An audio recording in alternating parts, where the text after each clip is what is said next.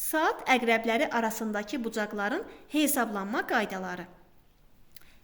Diqqət yetirək saatımıza.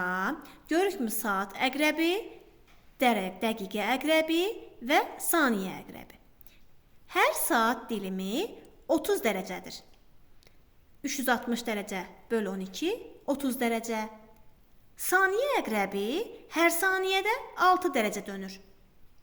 Dəqiqə əqrəbi hər dəqiqədə 6 dərəcə dönür.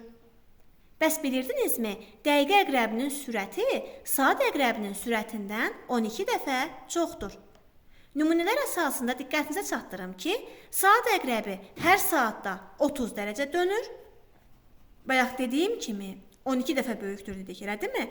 Ona görə dəqiqə əqrəbi də hər saatda 360 dərəcə dönür.